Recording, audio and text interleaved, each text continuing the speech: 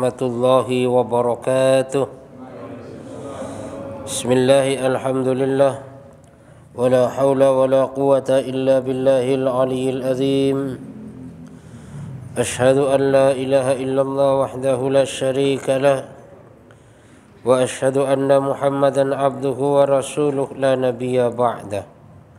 Allahumma salli wa sallim wa barik ala sayyidina Muhammadin wa ala alihi wa sahbihi ajma'in, amma ba'du. Yang kami hormati para ulama, para ustadz, hadirin hadirat, bapak-bapak, ibu-ibu yang dimuliakan Allah Subhanahu wa taala. Alhamdulillah, Allah Subhanahu wa taala masih memberikan kesempatan kepada kita, masih memberikan kekuatan kepada kita, masih memberikan kemudahan kepada kita, sehingga saat ini kita masih bisa melaksanakan sholat maghrib secara berjamaah. Kita lanjutkan dengan majelis taklim. Ini semata-mata karena hidayah dan kekuatan daripada Allah Subhanahu wa taala. Maka mudah-mudahan seluruh ibadah yang kita lakukan diterima oleh Allah Subhanahu wa taala, menjadi sebab dosa kita diampunin oleh Allah, menjadi sebab selamat daripada api neraka dan masuk surga tanpa dihisab oleh Allah Subhanahu wa taala. Kita lanjutkan kajian kita. Bismillahirrahmanirrahim. Qala al-musannif rahimakumullah, qala al-faqih Abu Samarqandi rahimallahu taala an Abi Hafiz al-Baskandi wa kana min ulama Samarqandi annahu atahu rajulun faqala inna ibni darabani wa auja'ani. Qala subhanallah, al-ibnu daraba yadribu abahu. Bahwasanya diceritakan daripada Abu Hafiz, dan beliau ini termasuk salah satu ulama Samarkand, di mana suatu ketika datanglah seorang laki-laki kepadanya dan mengadukan tentang kondisinya. Apa kata laki-laki tadi? Innabni darabani wa auja'ani. Sesungguhnya anakku telah memukulku dan menyakitiku. Ini keluhan atau laporan daripada laki-laki yang datang kepadanya. Jadi mengabarkan bahwasanya anaknya telah memukulnya dan juga menyakitinya. Artinya apa? Memukul fisiknya juga menyakiti batinnya. Sehingga orang tua menjadi tersakiti, sehingga orang tua menjadi terpukul rasanya. Qala, maka Abu Hafiz menjawab, subhanallah, Maha suci Allah, al-ibnu yadribu abahu. Kok ada ya seorang anak memukul bapaknya? Ini jawaban dari Abu Hafiz di saat ada seorang laki-laki lapor bahwasanya disakitin dan dipukul oleh anaknya, maka jawabnya subhanallah, seorang anak memukul bapaknya. Qala, kata laki-laki, na'am darabani wa auja'ani. Iya, Syekh, bahwasanya anakku itu selalu memukulku dan menyakitiku. Itu hampir tiap hari. Pokoknya saya digebukin dulu kalau bahasa kita. Saya dipukulin, ditendangin, dan saya disakitin. Itulah kelakuan anak saya tuh. Gak ada sopan-sopannya pada saya. Dia gak mikir dulu yang ngebesarin saya, yang ngasih makan saya. Cuman setelah gede kagak pernah mikir dan tidak pernah membalas jasaku. Bahkan saya seringkali dipukul dan disakitin. Faqala, maka Abu Hafiz tadi bertanya, hal allamtahul adab wal ilma? Apakah kamu telah mengajarkan anakmu itu adab dan ilmu? Qala, laki-laki menjawab, la, tidak. Fahal allamtal Quran? Apakah kamu telah mengajarkan Al-Quran padanya? Qala, la, juga tidak. Qala, fa ayu amalan ya'mal? Maka Abu Abbas tadi bertanya lagi, lah terus apa yang diamalkan, yang dilakukan? Pekerjaannya apaan sih? Lah terus kamu ngapain aja? Ngajarin adab juga enggak, ngajarin ilmu juga enggak, ngajarin Quran juga enggak. Ngapain aja yang dikerjakan? Qala az-zira'ah, bertani. Kan? Jadi udah istilahnya enggak ngurus anaknya, bagaimana anaknya belajar Quran, bagaimana anaknya belajar adab, belajar juga gak diurusin. Cuma bertani melulu, sibuk urusan dunia, gak ingat akan keluarga, pendidikan keluarga gak diingat. Bahkan anaknya diajarinya jadi tani terus, gak diajarkan agama, gak diajarkan adab dan sebagainya. Qala, maka Abu Hafs tadi bertanya lagi, hal alimtal syai'in darabaka? Kira-kira kamu tahu nggak apa penyebabnya sehingga anakmu itu memukulmu? Qala la, saya juga nggak tahu. Kenapa anak saya itu kok selalu memukulku? Qala, maka Abu Abbas mengatakan, falau hina asbaha wa tawaja ila zar'i wa huwa raqibun 'alal himar wa sirani baina yadayhi wal qalbi min khalfihi wa huwa la yusul qur'ana fataghanna. Wa ta'aradta lahu fi dzalikal waqt fa dhanna annaka baqaratun. Maka kalau kamu gak tahu apa penyebabnya sehingga anakmu ini selalu memukulmu, penyebabnya adalah karena dari kecil yang kamu ajarkan pertanian terus dan kamu tani terus. Ini kan perwakilan sebagai profesi, Pak. Ketepatan di sini ceritakan adalah sebagai petani. Karena bertani terus, anakmu diajarkan bertani, gak pernah diajarkan yang macam-macam. Lah sehingga setelah anakmu itu menjadi seorang petani, ya, petani yang sukses, petani yang berhasil, maka suatu ketika anakmu ini menaiki daripada himarnya dengan gagahnya dan didampingin oleh ternaknya, kerbau dan sapi kanan kirinya. Kemudian anjingnya di belakangnya. Karena dia nggak bisa baca Quran, maka dia nyanyi. Nggak bisa baca Quran karena nyanyi. Di saat bernyanyi dengan merdunya, barangkali nyanyian sedih, maka pada saat itu kamu datang, dan kedatanganmu itu dianggapnya sebagai mengganggu waktunya. Maka fadhanna annaka baqaratun, maka kamu ini dianggap sebagai sapinya. Fahmidillah, maka bersyukurlah kau kepada Allah. Ucapkanlah alhamdulillah. Kenapa? Haitsu lam yukassir ra'saka, karena anakmu tadi enggak sampai memecahkan daripada yang namanya kepalamu. Ini katanya Abu Hafs, ya, di saat ada seorang ayah melaporkan padanya sering dipukul oleh anaknya, sering disakiti oleh anaknya, maka yaitu tadi agar supaya memuji Allah, bersyukur kepada Allah karena hanya sekedar dipukul tidak sampai dipecahkan kepalanya.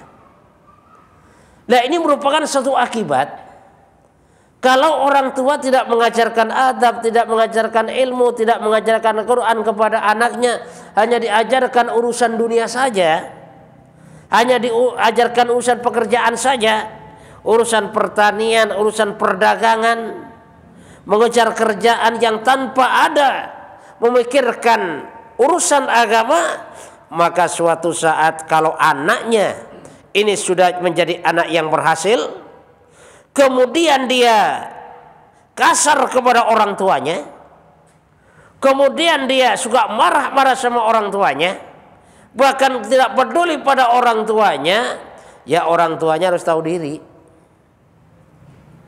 Kenapa? Karena ternyata tidak pernah diajarkan adab, wajar dia nggak beradab. Tidak diajarkan ilmu agama, wajar dia nggak tahu ilmu agama. Tidak diajarkan Quran, wajar dia nggak bisa baca Quran. Sehingga dia bisanya nyanyi aja dah. Pokoknya setiap saat bisa nyanyi dia. Bahkan bisa jadi orang tuanya meninggal nanti dinyanyiin sama dia.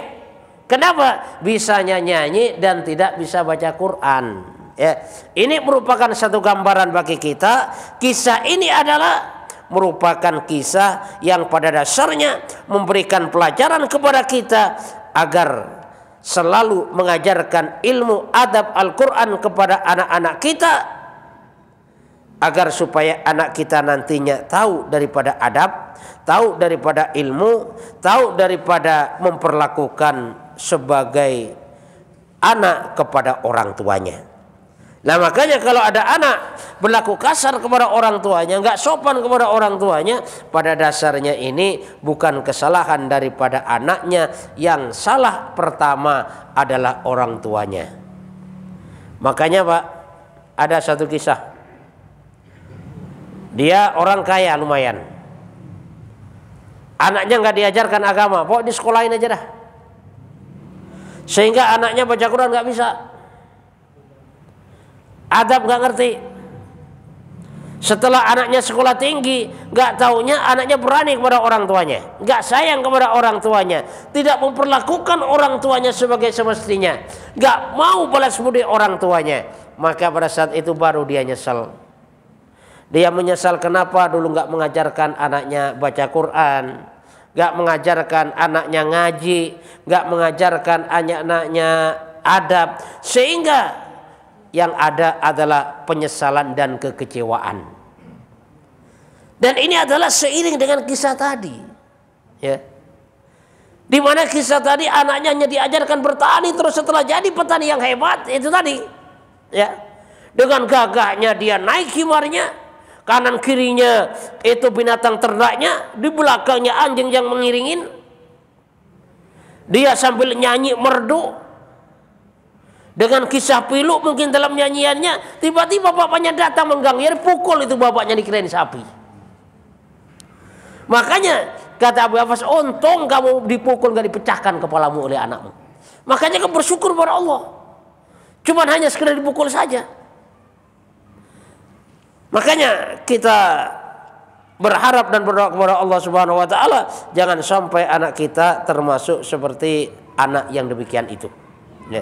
Dengan apa usaha kita? Yaitu dengan cara kita kenalkan kepada agama, kita kenalkan kepada Al-Quran, kita kenalkan kepada yang namanya adab, sehingga nanti menjadi anak hebat juga beradab, jadi anak nggak hebat juga beradab, jadi pengusaha besar dia beradab, jadi pengusaha kecil dia beradab, jadi pejabat dia beradab, bahkan jadi rakyat pun tetap dia menjadi anak yang menjaga dari adab sehingga menjadi anak-anak yang beradab.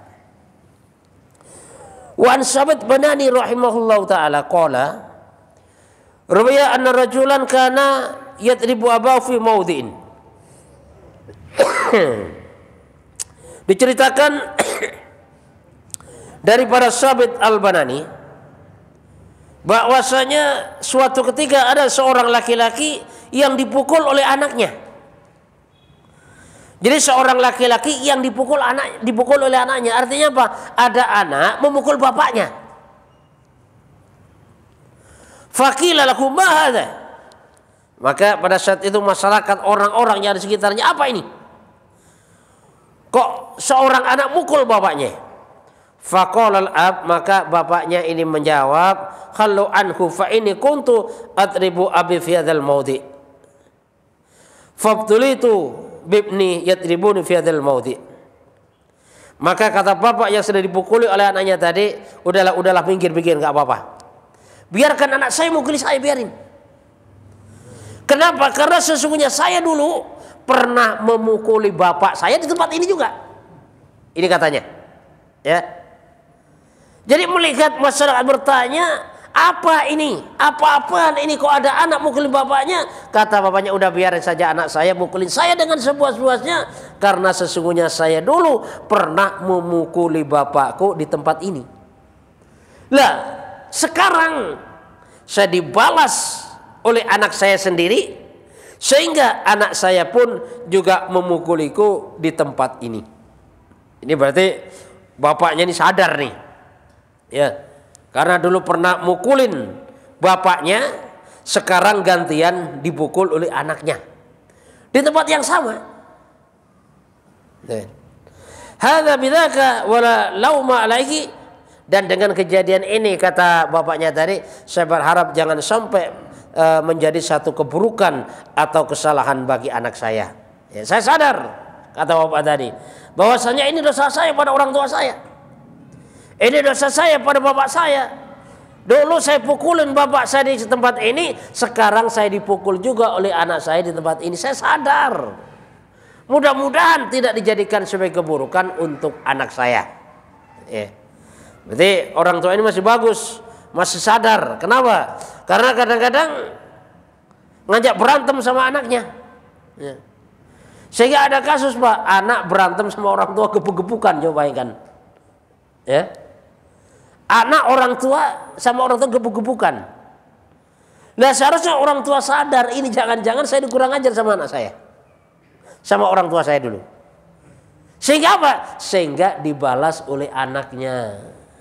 Ya, ya makanya saat kita dulu misalnya kita kasar pada orang tua, kita ngelawan sama orang tua, suka nyakitin orang tua, seandainya sekarang kita dibalas oleh anak kita sering nyakitin kita, anak kita sering lawan sama kita, bahkan anak kita bentak-bentak kita, ya kita sadar, wah jangan-jangan ini gara-gara saya dulu pernah berbuat yang sama kepada orang tua saya.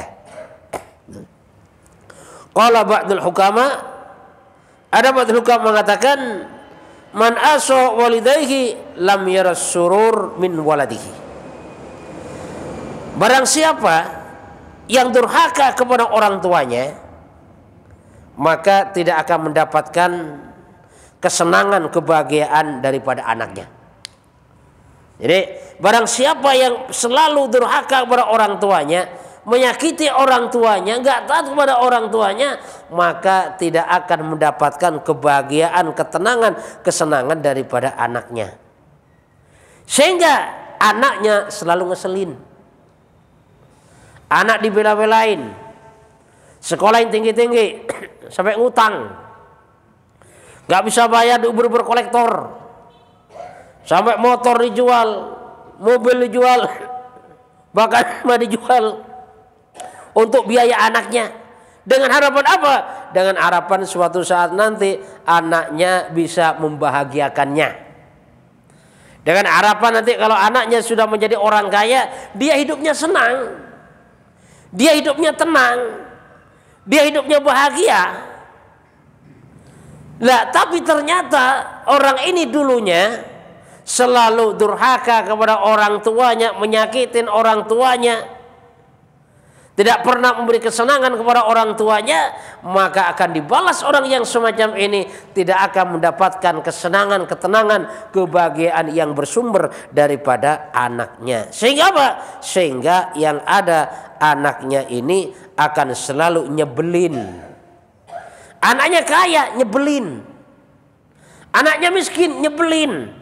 Ya, pendek kata, anaknya kaya juga nyebelin, anaknya miskin juga nyebelin, kagak ada enak-enaknya dah. Nah, kalau sudah terjadi yang semacam ini, ya kita harus perbanyak istighfar. Kalau orang tua masih hidup, maka kita minta ridho kepada orang tua, minta maaf kepada orang tua. Dan kalau orang tua sudah tidak ada, maka kita perbanyak istighfar untuk orang tua dengan harapan dosanya diampunin oleh Allah Subhanahu wa taala, dan yang akhirnya anaknya ini bisa menjadi anak yang soleh yang selalu menyenangkan hati orang tuanya. Ya. Jadi bahwasanya orang yang selalu menyakiti orang tuanya tidak akan pernah mendapatkan kebahagiaan, kesenangan daripada anaknya. Wa man lam yastasir fil umur la yadul hajatihi. Bahwasanya seseorang yang tidak bermusyawarah, tidak rembukan dalam suatu perkara, maka tidak akan mencapai daripada hajat yang sebenarnya, tujuan sebenarnya. Artinya apa? Artinya di sini yang namanya rembukan, musyawarah itu merupakan sesuatu yang penting. Makanya Allah Subhanahu wa taala perintahkan kepada Rasul selalu musyawarah. Wasyawirhum fil amri, musyawarah dalam setiap permasalahan. Kenapa? Karena kalau nggak musyawarah, Pak, nanti kacau jadinya. Contoh deh, mau bangun masjid tapi nggak ada musyawarah masing-masing, sehingga yang satu beli bata, yang satu beli bata, bahkan 10 orang beli bata semuanya. Padahal batanya udah banyak. Kenapa tidak ada musyawarah? Karena yang namanya musyawarah ini kan menyatukan hati, menyatukan fikir, menyatukan kerja, memecahkan suatu permasalahan ini dengan musyawarah. Sehingga kalau tidak ada musyawarah, walaupun maksudnya itu baik, maka tidak akan tercapai kepada tujuan tadi. Suatu contoh ini, misalnya dalam satu keluarga suami istri mempunyai satu anak perempuan, dan anak perempuan tadi punya 2 anting, dan suatu ketika anting yang satu hilang. Karena yang satu hilang berarti antingnya tinggal 1. Makanya bapaknya mikir, ibunya mikir. Mikirnya sama, mikir kebaikan anaknya. Kata ibunya, daripada anting cuma 1, ini kasihan anak saya, masa cantik-cantik cuma pakai anting 1. Udahlah, saya ke pasar aja lah, saya jual aja ini anting. Nanti kalau sudah punya duit lagi, baru saya beliin yang satunya lagi, agar supaya punya anting 2. Jadi istrinya ke pasar jual anting 1. Kemudian bapaknya pun juga punya pikiran yang sama. Kasihan juga anak saya ini cantik-cantik cuman anting 1, udahlah saya ke pasar aja dah. Akan saya belikan 1 anting untuk anak saya biar pakai 2 anting. Maka suaminya pun pergi ke pasar. Setelah pulang dua-duanya, ternyata yang istrinya tadi jual anting 1, yang suaminya beli anting cuma 1. Sehingga apa? Sehingga yang terjadi tetap saja anak tadi cuma ada 1 anting. Ini tujuannya baik, tapi tidak ada musyawarah, maka tidak akan sampai mencapai kepada tujuan yang sesungguhnya. Artinya apa? Artinya perlu adanya musyawarah, ya. Musyawarah ya berembuk lah ya. Dalam keluarga saja, Pak, kalau nggak berembuk, kadang-kadang ini maksudnya baik, ya cuman nggak mencapai kebaikan. Contoh gini, suaminya mau beli sate nggak bilang sama istrinya. Dia mikir gini, ini kayaknya istri saya ini suka sate ini. Udah saya beli sate yang banyak dah untuk istri saya. Istrinya pun sama, juga beli sate juga, pikiran yang sama untuk menyenangkan suaminya. Ya akhirnya apa? Ya akhirnya di rumah numpuk sate kagak kemakan. Kenapa? Karena sebelum beli itu tidak ada musyawarah atau tidak ada rembuk di antara suami istri tadi. Istilah. Maka bahwasanya orang yang tidak bermusyawarah dalam setiap permasalahan, maka tidak akan mencapai kepada hasil yang sesungguhnya. Inilah perlunya kita saling berembuk, kita saling musyawarah, pecahkan setiap permasalahan. Supaya apa? Supaya sampai ke tujuan. Makanya Allah Subhanahu wa taala perintahkan wasyawirhum fil amri, di dalam setiap permasalahan agar supaya dimusyawarahkan. Jadi musyawarah ini perintah Allah dan sunnah daripada Rasulullah sallallahu alaihi wasallam. Rasul selalu bermusyawarah di dalam setiap permasalahan. Kenapa orang yang tidak bermusyawarah ambil keputusan masing-masing, maka tujuan baik tidak akan tercapai dengan sempurna tujuan itu. Makanya kalau misalnya dalam satu masjid diadakan musyawarah besar untuk bangun masjid atau bahkan untuk yang lainnya, maka dalam musyawarah tadi apapun yang diputuskan oleh pimpinan musyawarah maka harus sifatnya sami'na wa ta'na. Perbedaan boleh dalam musyawarah. Dan apabila sudah diputuskan, maka semuanya harus taat kepada putusan musyawarah. Kenapa? Putusan musyawarah adalah putusan bersama. Nggak boleh habis musyawarah itu ada musyawarah kecil-kecilan. Kenapa musyawarah kecil-kecilan itu akan membuka peluang setan untuk memecah belah jamaah. Contoh gini, dalam satu masjid ada musyawarah 20 orang. Itu sudah diputuskan beberapa masalah. Terus setelah musyawarah tadi ada yang mojok 2 orang. Kok seandainya tadi begini ya pasti begini. Yang 2 orang tadi lagi mojok seandainya begitu pasti gini ya. Pokoknya semua itu berdua-dua seandainya. Nah, maka dengan kata seandainya ini memberikan peluang kepada setan untuk memecah belah daripada persatuan jamaah tadi. Sehingga gara-gara musyawarah kecil-kecilan 2 orang tadi yang seharusnya ini sudah baik, maka akan dirusak oleh 2 orang tadi yang mengatakan seandainya begini pasti akan terjadi begitu. Wa man lam yudar'a lahu zahabat ladzata aisyahu. Dan barang siapa yang tidak memperlakukan ahli keluarganya dengan baik, artinya ahli keluarganya, istrinya, anaknya ini ditelantarkan, tidak diperlakukan dengan baik, maka akan hilanglah daripada kenikmatan hidupnya.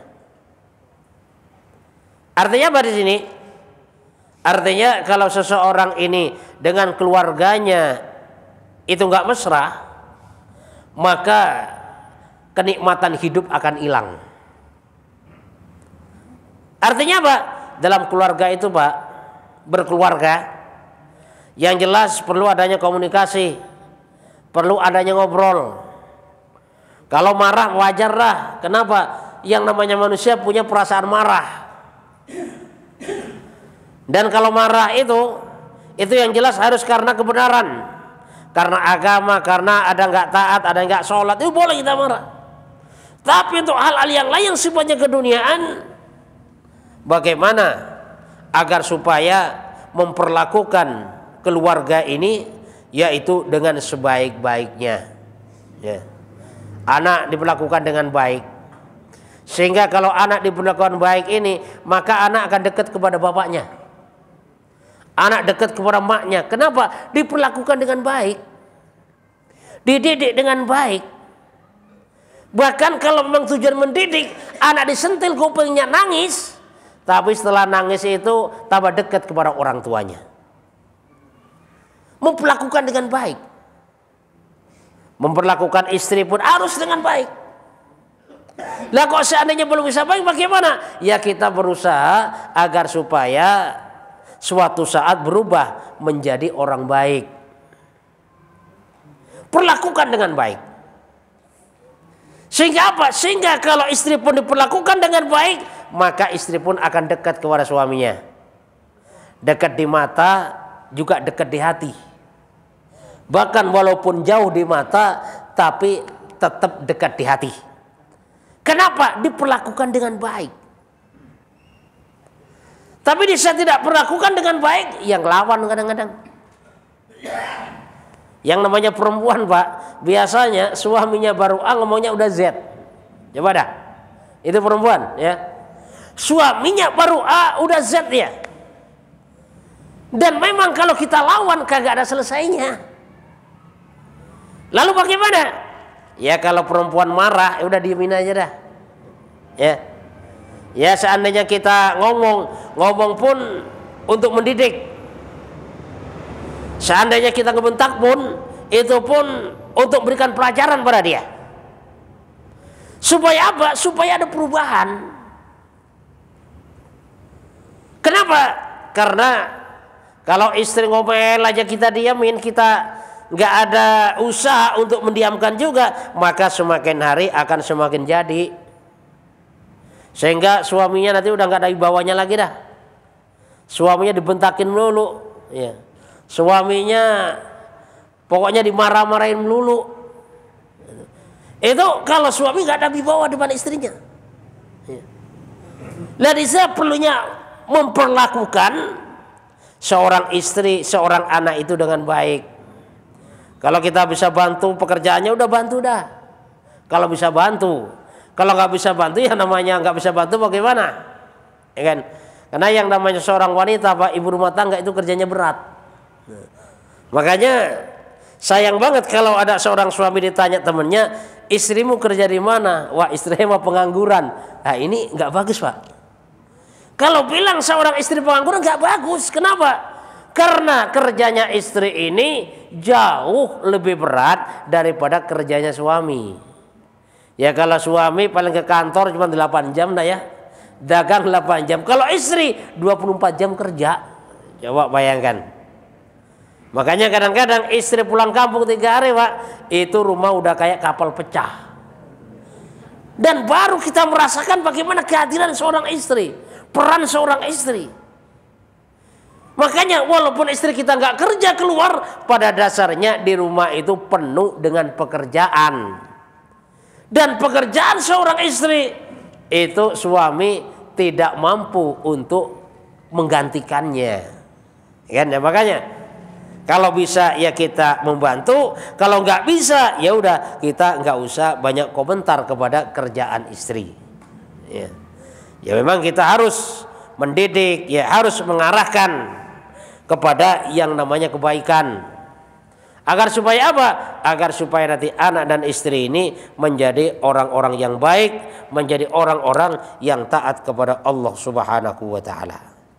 Kenapa? Karena pada dasarnya, Pak, kenikmatan hidup ini dalam rumah tangga itu merasa nikmat. Kalau lihat istrinya baik, lihat anak-anaknya baik, enak banget itu hidup. Walaupun makannya pakai ikan asin, tapi terasa nikmat rasanya. Pakai tahu tempe, terasa ayam bakar tuh. Kenapa? Karena istrinya baik dan anaknya pun juga baik. Tapi di saat seorang suami ngelihat istrinya udah jeduk banget dah, ya. Istri ngomel mulu bawaannya, ya. Mukanya asem mulu. Pokoknya suami kagak ada benernya. Suami keluar salah, suami di rumah terus salah, suami nggak tidur salah, pokoknya semuanya serba salah. Diomelin mulu, kagak ada senengnya, Pak. Lah begitu aja saat ngelihat anak dalam keadaan baik, ya waktunya sholat berjamaah, yang laki-lakinya ke masjid, yang perempuannya bisa sholat di rumah, baca Quran dan sebagainya, hati mah adem. Walaupun hidupnya pas-pasan misalnya, pas butuh pas ada, maksudnya tenang hidup itu, enak hidup itu. Dan itulah sebenarnya kenikmatan hidup yang sebenarnya. Apabila mendapatkan keluarga yang baik. Ya kalau masalah pertengkaran mah biasa, Pak. Pertengkaran kecil biasa. Cuman kalau dalam rumah tangga ini kalau bertengkar, usahakan nggak usah keras-keras. Jadi kalau berantem bisik-bisik aja dah. Ya kan? Itu. Jadi orang hebat itu kalau berantem suami istri bisik-bisik. Kagak usah keras-keras. Kagak usah teriak-teriak. Kenapa? Karena ada juga seorang suami istri kalau udah berantem, CRT mah denger. Sambil teriak-teriak, yang bilang apa itu ini, yang bilang itu, manggilnya pun binatang sebagainya. CRT tahu semuanya. Sehingga apa? Sehingga rahasia keluarga ini semuanya pada tahu. Nah makanya kalau kita berantem suami istri, usahakan berantemnya di kamar saja dan gak usah kenceng-kenceng. Pelan-pelan saja. Jangan sampai orang lain dengar. Lah sekarang kenapa permasalahannya orang berantem itu kok suaranya kenceng-kenceng? Padahal jaraknya kadang-kadang 1 meter, 2 meter. Tapi kencengnya minta ampun. Teriak-teriak. Kenapa? Karena pada saat itu walaupun raganya itu dekat, tapi hatinya jauh. Makanya orang berantem itu selalu teriak-teriak. Nah tapi kalau orang pacaran, orang lagi bercinta, walaupun jauh, Misalnya satu di Surabaya, satu di Jakarta. Mesra banget ngomongnya, pelan banget, bahkan sambil mojok kadang-kadang. Padahal jauh. Kenapa? Walaupun raganya jauh, tapi hatinya dekat. Maka ngomongnya pelan, ngomongnya mesra, karena hati dekat. Kalau sudah hati jauh, walaupun di dekatnya, tapi ngomongnya sambil teriak-teriak. Ini diusahakan jangan sampai hal yang semacam itu terjadi, ya. Jadi kalau ada perselisihan dalam rumah tangga, jangan sampai orang lain tahu. Biarlah berdua saja yang tahu. Kalau curhatlah kepada orang yang bisa dipercaya. Jangan curhat kepada semua orang. Mentang-mentang habis berantem sama istri ke pos ronda, cerita di pos ronda, kejelekan istri ceritain. Walaupun ngomong jangan bilang-bilang loh kalau saya cerita seperti ini ya. Maka nanti yang dengar itu pun cerita juga sama istrinya. Cuman jarang bilang-bilang, ya Bu, katanya nggak boleh bilang-bilang. Semua se-RW pun tahu, pasti jangan bilang-bilang. Kalau mau curhat kepada orang yang sekira-kira bisa dipercaya dan juga bisa memberikan solusi.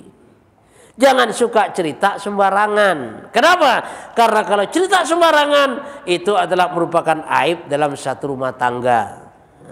Kalau sudah aib dalam satu rumah tangga kebuka, maka pada dasarnya rumah tangga kita sudah tidak ada harganya sama sekali. Disinilah ya pentingnya kita menjaga rumah tangga, menjaga keluarga. Karena barang siapa yang tidak menjaga keharmonisan dengan keluarga, tidak menjaga kebaikan dengan keluarga, tidak memperlakukan keluarganya dengan baik, maka pada saat itulah kenikmatan hidupnya akan hilang darinya. Sehingga kagak ada nikmat-nikmatnya, Pak. Makanya kadang-kadang ada mentang-mentang suaminya udah pensiun, kagak kerasan di rumah. Ada itu. Di pinggir jalan kadang-kadang. Udah sore mau mari masih juga nongkrong pinggir jalan. Kalau nggak gitu ya dipancingan terus. Padahal nggak mancing dia. Cuma lihat doang. Nah beruntunglah kalau suaminya tadi orang beriman, orang dekat kepada Allah Subhanahu wa taala, maka nongkrongnya di masjid. Kalau sudah nongkrong di masjid aman dah. Ya. Tidur di masjidnya i'tikaf pahala. Baca Quran di masjid, zikir di masjid, oh aman. Nah di sini merupakan salah satu peran daripada agama. Siapapun orangnya, kalau sudah kenal agama, kenal majelis taklim, maka hidupnya akan terarah. Diusir dari rumah sama istrinya, perginya ke masjid, nggak kemana-mana, bikin amalan di masjid. Ini kalau orang kenal agama, kenal majelis taklim. Tapi kalau seseorang nggak kenal dengan agama, diusir dari rumahnya oleh istrinya, maka perginya kemana-mana. Apalagi dulu nikah emang kagak bawa apa-apa, Pak. Makanya kalau udah berantem, yang disebut oleh istrinya, mah lu dulu mah bawa kolor doang ke sini, udah pergi aja doang. Kamu pergi kagak usah bawa apa-apa. Coba kan menderita, Pak. Gitu kan? Nah makanya seorang suami itu kalau cari istri nggak usah cari istri yang lebih kaya dah. Kenapa? Si malakama nanti.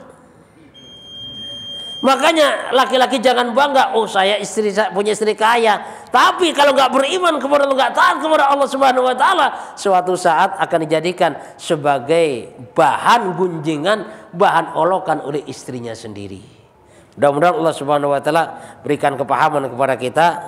Mudah-mudahan rumah tangga kita diberkahi oleh Allah Subhanahu wa taala, dijaga oleh Allah Subhanahu wa taala. Kalau memang kita masih belum baik kepada istri kita, mudah-mudahan dirubah kita menjadi suami yang baik. Kalau memang istri kita masih belum baik pada suaminya, mudah-mudahan dirubah menjadi wanita yang baik. Begitu juga anak-anak kita dan semua keluarga kita dijaga oleh Allah Subhanahu wa taala sehingga bisa kumpul dari dunia sampai akhiratnya Allah Subhanahu wa taala. Subhanakallahumma bihamdika asyhadu an la ilaha illa anta astaghfiruka wa atubu ilaik. Wassalamualaikum warahmatullahi wabarakatuh.